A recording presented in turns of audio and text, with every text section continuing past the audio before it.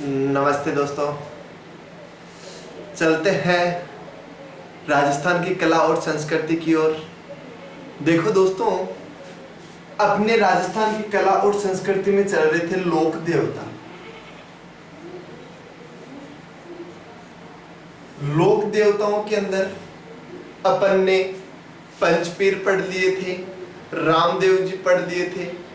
रामदेव जी पंचपीरों में आते, देव नारायण जी पढ़ लिए थे, तेजाजी महाराज को अपन ने पढ़ लिया था, मामा देव को अपन ने पढ़ लिया था, जुझार जी महाराज को अपन ने पढ़ लिया था। आज अपन एक और लोक देवता की बात करने वाले हैं जिनका नाम है मल्लीनाथ जी महाराज। मल्लीनाथ जी महाराज बहुत ही अच्छे लोक देवता है दोस्तों। मल्लीनाथ जी जो महाराज है वो परीक्षा की दृष्टि से भी बहुत इंपॉर्टेंट है और बहुत ही अच्छे लोक देवता भी इनको माना जाता है। देखो, मल्लीनाथ जी की अगर अपन बात करते हैं तो सबसे पहले बात आती है इनके जन्म की। तो देखो दोस्तों, मल्लीनाथ जी जो है इनका जन्म हुआ था 1358 ईस्वी में। कब हुआ था? 1358 ईस्वी में।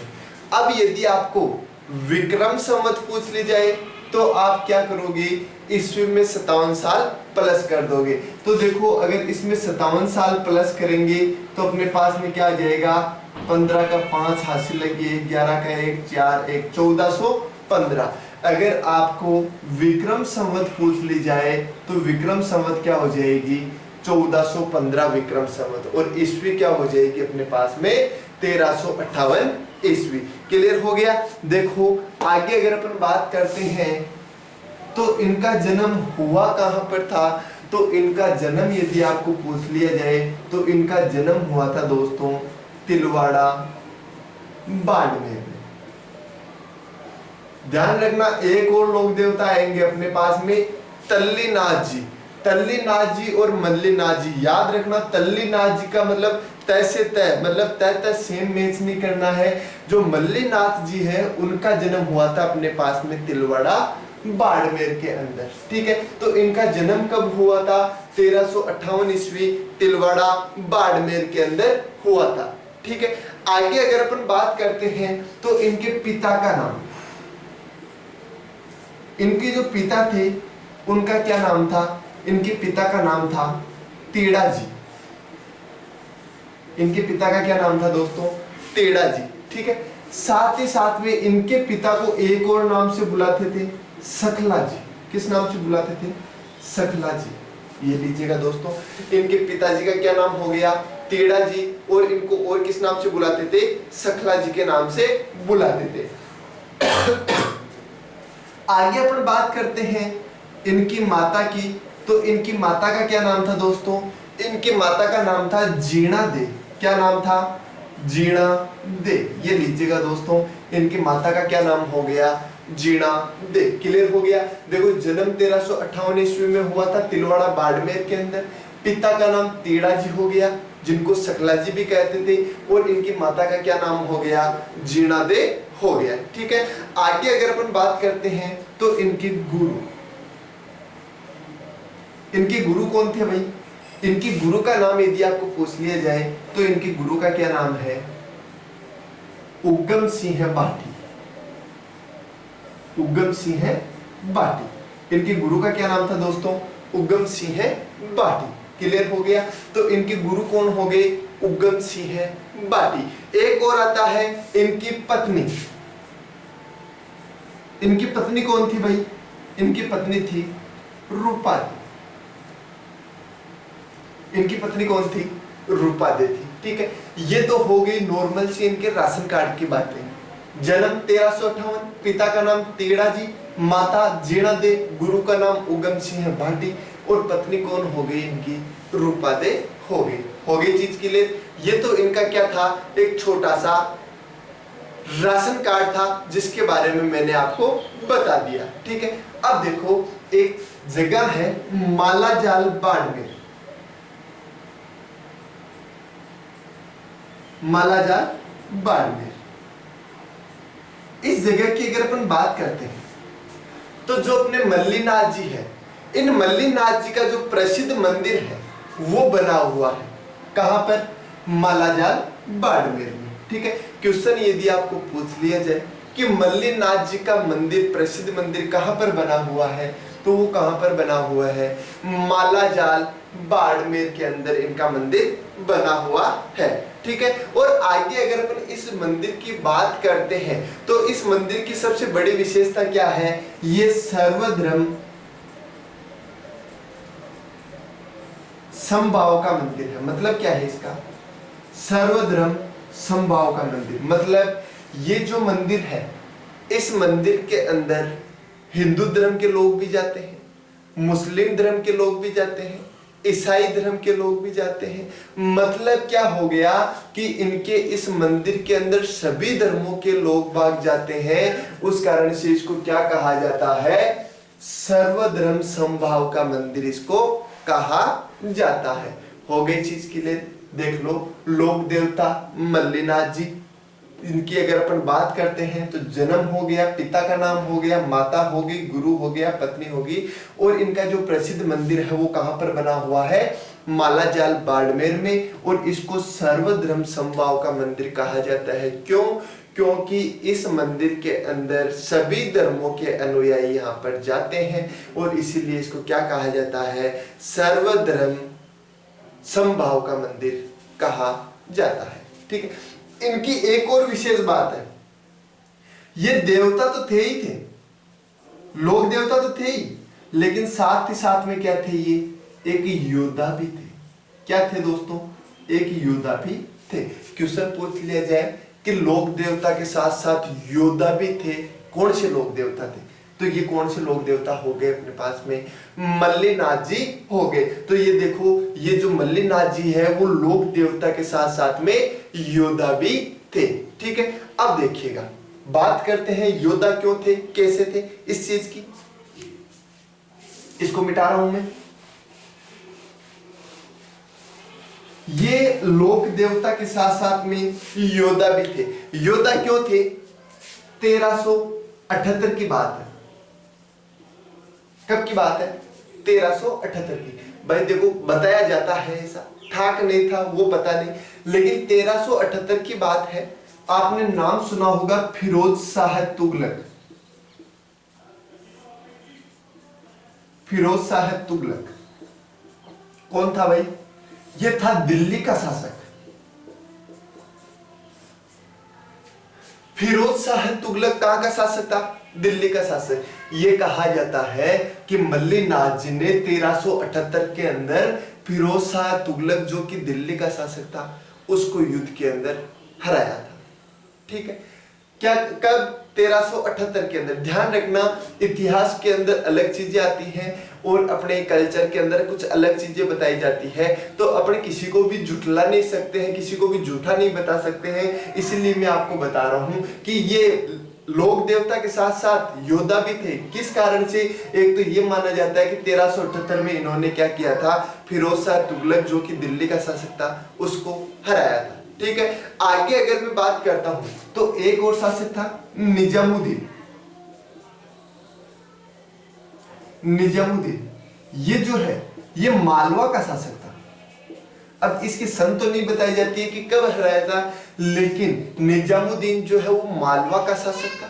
और इस मालवा के जो शासक है निजामुद्दीन, इसको भी इन्होंने क्या किया था? युद्ध के अंदर हराया था। और इसीलिए क्या कहा जाता है अपने पास में कि ये लेखक के लोक देवता के साथ साथ क्या थे? योद्धा भी थे। आगे चीज समझ में, तो ये चीज क्लियर हो गई अपने पास में कि इन्होंने दो जनों को युद्ध के अंदर हराया था, और इसीलिए इनको क्या कहा जाता है? लोक देवता के साथ साथ इनको योद्धा भी कहा जाता है। अब देखो, इनके उपनामों की बात करते हैं। एक तो इनको क्या कहा जाता है? सिद्ध पुरुष कहा जाता है। क्या कहा जाता है दोस्तों? एक तो इनको क्या कहा जाता है? सिद्ध पुरुष। सिद्ध पुरुष क्यों कहा जाता है? एक तो देखो वो रीजन हो गया कि इनके मंदिर में सभी धर्मों के अनुयायी आते हैं, इसलिए इनको क्या कहा जाता है? सिद्ध पुरुष कहा जाता है। इनको चमत्कारी देवता भी कहा जाता है। चमत्कारी देवता, ये लीजिएगा, इनको चमत्कारी देवता भी कहा जाता है। साथ ही साथ में इनको सूरवीर भी कहा जाता है। क्या कहा जाता है? सूरवीर भी कहा जाता है। क्यों कहा जाता है सूरवीर? क्योंकि जो युद्ध लड़ते हैं वो सूरवीर कहलाते हैं, तो इन्होंने भी 2 युद्धों के अंदर इनको हराया था, इसलिए इनको क्या कहा जाता है? सूरवीर भी कहा जाता है। तो ये क्या हो गए? इनके उपनाम हो गए चीज के लिए। आगे देखो अपन बात करते हैं, रावचूड़ा का नाम सुना है आपने? रावचूड़ा, ऐसा माना जाता है कि जो रावचूड़ा है वो रावचूड़ा अपने मल्लीनाथ जी का भतीजा था। कई जगह पे अपन को ये देखने को मिलता है कि रावचूड़ा जो है वो मल्लीनाथ जी का क्या था? भतीजा था। ये लीजिए, ठीक है। कई किताबों में अपन को ये देखने को मिलता है कि रावचूड़ा जो था वो मल्लीनाथ जी का भतीजा था। और एक चीज और, रावचूड़ा को जो है वो तल्लीनाथ जी का भाई बताया जाता है। क्या बताया जाता है? तल्लीनाथ जी का भाई बताया जाता है। और रावचूड़ा को मल्लीनाथ जी का क्या बताया जाता है? भतीजा बताया जाता है। हो गई चीज के लिए। अब देखिएगा, अब क्या कहा जाता है कि 1394 की बात है। कब की बात है? 1394 की बात है। रावचूड़ा को मल्लीनाथ जी का भतीजा बताया जाता है। अब देखो बात कब की है? 1394 की बात है। 1394 ईस्वी के अंदर क्या कहा जाता है कि जो मल्लीनाथ जी ने मंडोर, जोधपुर में पड़ता है वही मंडोर जो है वो मंडोर रावचूड़ा को दिलाने में सहायता की थी। और इसीलिए क्या कहा जाता है कि जो रावचूड़ा है वो मल्लीनाथ जी का भतीजा था। और भतीजा होने के कारण जो मल्लीनाथ जी है इन्होंने रावचूड़ा को मंडोर दिलाने के अंदर सहायता की थी। ठीक है, रावचूड़ा ने अपनी राजधानी मंडोर को ही बनाया था। हो गई चीज के लिए। तो रावचूड़ा मल्लीनाथ जी का भतीजा था और मल्लीनाथ जी ने मंडोर दिलाने के अंदर इसकी सहायता की थी। अब देखो इतिहास के अनुसार क्या बताया जाता है वो चीज मैं आपको बता देता हूं।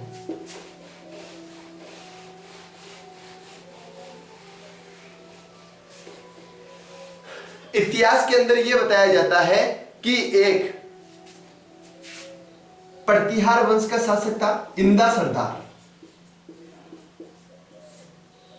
प्रतिहार वंश का था ये प्रतिहार वंश का एक शासक था इंदा सरदार। इस इंदा सरदार की एक बेटी थी, XYZ कोई भी नाम हो, ठीक। इंदा सरदार की बेटी थी। इस बेटी का विवाह हुआ था रावचूड़ा से। इसकी शादी किससे हुई भाई? रावचूड़ा से। और अब ये कहा जाता है कि इंदा सरदार की बेटी से शादी हुई थी रावचूड़ा की, तो इंदा सरदार ने क्या किया था, जो मंडोर है वो मंडोर रावचूड़ा को दहेज में दिया था। हिस्ट्री के अंदर, इतिहास के अंदर ये चीज बताई जाती है कि इंदा सरदार प्रतिहार वंश का शासक था। इसकी बेटी की जो शादी है वो किससे हुई थी? रावचूड़ा से हुई थी। और रावचूड़ा से शादी हुई थी तो इंदा सरदार ने क्या किया, जो मंडोर था वो मंडोर रावचूड़ा को दहेज के अंदर दे दिया था। अब इतिहास के अनुसार अपन को ये कहानी बताई जाती है। हो गई चीज क्लियर दोस्तों। आगे देखो, अपन अगर बात करते हैं तो इन्होंने, जो मल्लीनाथ जी है, इन्होंने कब की बात है? 1399। ठीक है, 1399 के अंदर एक पंथ की स्थापना की थी। कौन से पंथ की स्थापना की थी इन्होंने? कुंडा पंथ की स्थापना की थी। तो देखो एक इंपॉर्टेंट पॉइंट ये भी हो गया कि मल्लीनाथ जी ने 1399 के अंदर क्या किया था? कुंडा पंथ की स्थापना की थी। हो गई चीज के लिए। मल्लीनाथ जी ने 1399 के अंदर क्या किया था? कुंडा पंथ की स्थापना की थी। ठीक, अब बात करते हैं इनका मेला। इनका मेला बहुत इंपॉर्टेंट है दोस्तों। पशु मेला बढ़ता है, मल्लीनाथ पशु मेला तिलवाड़ा बाड़मेर के अंदर बढ़ता है।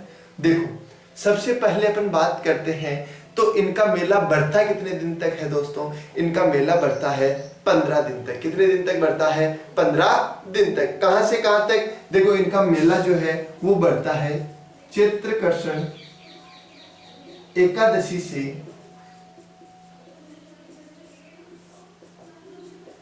चैत्र शुक्ल एकादशी तक।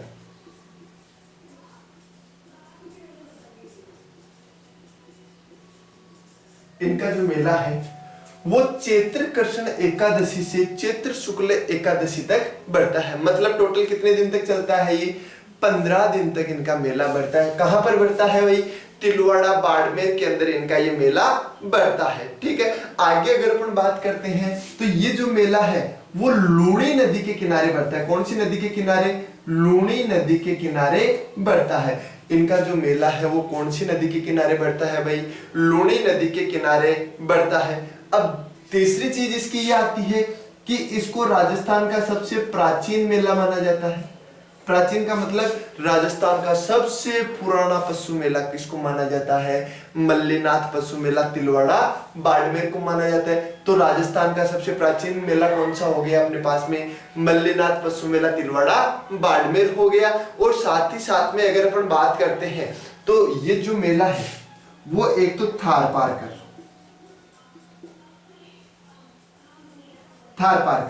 और साथ ही साथ में कोकरेज, ये दो गोवंश है। एक तो थार पारकर, एक कांकरेज। इन दोनों गोवंश के लिए इस मेले को प्रसिद्धि प्राप्त है। मतलब इस मेले के अंदर सर्वाधिक जो गायें बेची जाती है वो कौन से वंश की बेची जाती है? एक तो थार पारकर और एक कांकरेज गोवंश बेचा जाता है। मतलब सर्वाधिक बिक्री इसी की होती है। हो गई चीज के लिए। मेले के बारे में अगर बात करें तो चैत्र कृष्ण एकादशी से चैत्र शुक्ल एकादशी तक बढ़ता है 15 दिन तक। तिलवाड़ा बाड़मेर में बढ़ता है, लूणी नदी के किनारे बढ़ता है और राजस्थान का सबसे प्राचीनतम मेला है। और थार पारकर और कांकरेज गोवंश के लिए ये मेला प्रसिद्ध है। ये हो गई इनके मेले की बात। ठीक है, चलो भाई आगे। एक चीज का ध्यान रखना, ये तो है तिलवाड़ा बाड़मेर। ठीक है, एक नाम आता है तलवाड़ा झील। तलवाड़ा झील, तलवाड़ा झील कहां पर स्थित है भाई? तलवाड़ा झील स्थित है हनुमानगढ़ में। तलवाड़ा झील जो है वो कहां पर स्थित है? हनुमानगढ़ में स्थित है। और एक आता है तलवाड़ा, स्थान का नाम है जो कि कहां पर है? बांसवाड़ा के अंदर है। तलवाड़ा बांसवाड़ा ये स्थान क्यों प्रसिद्ध है? यहाँ पर एक माताजी का मंदिर है त्रिपुरा सुंदरी, बहुत ही अच्छा मंदिर है। इस त्रिपुरा सुंदरी मंदिर के बारे में दोस्तों एक क्वेश्चन उठता है कि राजस्थान का ऐसा कौन सा मंदिर है जिसकी पहली सीढ़ी से जो मेन मूर्ति है उसके दर्शन हो जाते हैं? तो वो कौन सा मंदिर है दोस्तों? त्रिपुरा सुंदरी मंदिर है, जो कि कहां पर है? तलवाड़ा बाड़मेर। और तलवाड़ा झील के बारे में पूछे तो कहां पर है? हनुमानगढ़ के अंदर है। ये दो इंपॉर्टेंट चीजें हैं, इनको नोट लगा करके आप कहीं पे भी लिख सकते हो। ठीक है, अब देखो अपने पास में आगे अगर अपन बात करते हैं तो आपने मालानी क्षेत्र का नाम सुना हो? मालानी बाड़मेर। ठीक, ये मालानी नाम बाड़मेर का कैसे पड़ा? बाड़मेर में जो मालानी क्षेत्र है इस क्षेत्र का नाम मालानी कैसे पड़ा? जो मल्लीनाथ जी है इनके नाम पर ही इसका नाम क्या पड़ा था? मालानी क्षेत्र पड़ा था। ठीक है, मल्लीनाथ जी के नाम पर इस क्षेत्र का नाम क्या पड़ा था? मालानी क्षेत्र। ठीक है, अब देखो इस क्षेत्र के अंदर घोड़े बहुत सारे पाए जाते हैं, खतरनाक वाले घोड़े पाए जाते हैं। ठीक है, जो कि पूरे राजस्थान में यूं मान लीजिएगा प्रसिद्ध माने जाते हैं। वो घोड़ों की नस्ल भी कौन सी है? मालानी नस्ल के घोड़े। ठीक है, तो मालानी नस्ल के घोड़े अपने पास में कहां पर पाए जाते हैं? बाड़मेर में पाए जाते हैं। और जो मालानी क्षेत्र है इसका नाम मालानी किसके आधार पर पड़ा? इसका नाम मालानी भी किसके आधार पर पड़ा था भाई? मल्लीनाथ जी के नाम के आधार पर ही पड़ा था। ठीक है, तो ये इनकी मल्लीनाथ जी की इंपोर्टेंट बातें थी जो कि मैंने आपके सामने रख दी है। बहुत ही अच्छी तरीके से मैंने समझाने की कोशिश की है। और अगर किसी भी स्टूडेंट्स की अगर कोई प्रॉब्लम होती है तो आप बिल्कुल से कमेंट करके बताइएगा कि सर इस चीज में दिक्कत हो रही है। मैं बिल्कुल नेक्स्ट क्लास के अंदर आपका सारा डाउट क्लियर कर दूंगा। ठीक है, तो ये थे अपने छोटे से मल्लीनाथ जी और मालानी बाड़मेर इनके नाम पर पड़ा था और मालानी नस्ल के घोड़े भी यहीं पर पाए जाते हैं। धन्यवाद दोस्तों, जुड़े रहिएगा कुचामन क्लासेस बांसवाड़ा से और चैनल को ज्यादा से ज्यादा लाइक कीजिएगा, शेयर कीजिएगा और किसी ने अगर सब्सक्राइब नहीं किया तो वो सब्सक्राइब करना बिल्कुल भी मत भूलिएगा। धन्यवाद दोस्तों, जुड़े रहिएगा कुचामन क्लासेस बांसवाड़ा से।